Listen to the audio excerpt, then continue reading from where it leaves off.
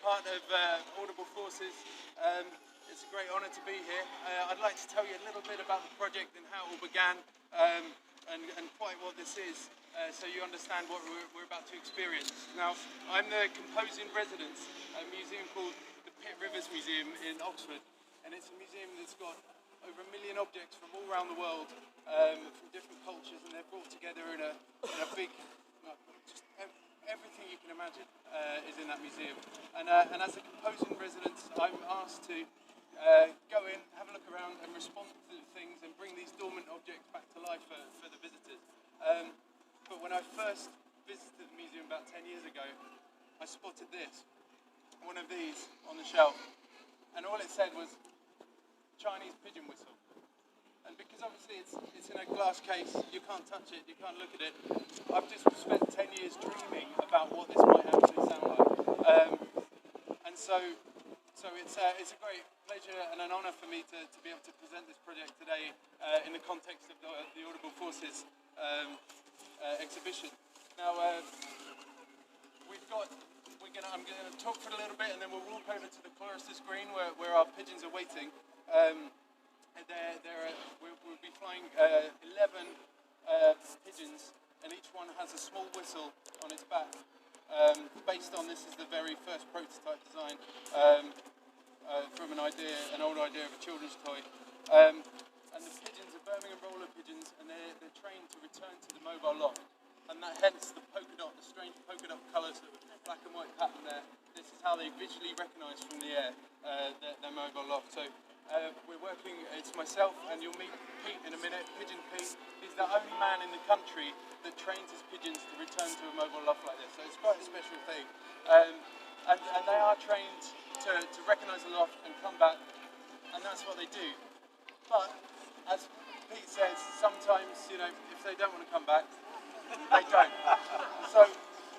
So we were down in Brighton. We've been in Brighton and then in Norfolk and Norwich Festival, and this is our third outing with the pigeons. And in Brighton, one little stubborn pigeon, he didn't come back, and I was very sad about that. So a couple of days later, I was performing a concert and I sang a song for him. Now, as part of my research and this new obsession with pigeons, I've been looking for folk song. I've been looking for any kind of song really about pigeons that I could maybe sing along with the project. And there's a real absence of songs about pigeons, because all the songs are about doves. Because we love doves, but we're not so keen on pigeons.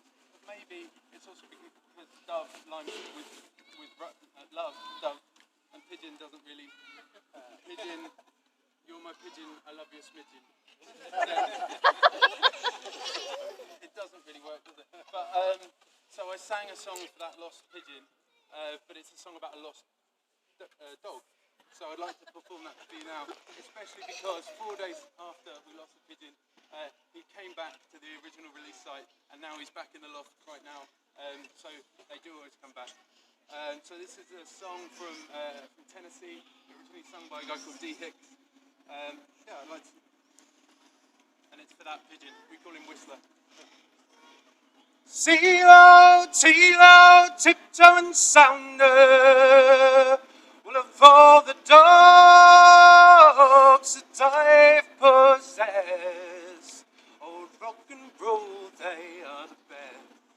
But Sounder is my good old dog, forevermore I know. Come, Uncle John, let's go home. Leave that poor red fox alone, 'cause Daddy's going hunting in the morning, and I'll put that hound upon its tracks. It'll chase him down and bring him back. It'll run him from old England to old Kentucky, I know. So put your ear upon the ground. Oh Lord, can't you hear that mighty hound as he's running from England to old Kentucky, I know. And he's clapped that horn up to his mouth, and he's blown a wind both north and south. but it seems like that old hound didn't hear him. And then he's blown that horn so loud that it's made it thunder in the cloud. But I can still hear my old dog running. Yeah, yeah, yeah, yeah, yeah.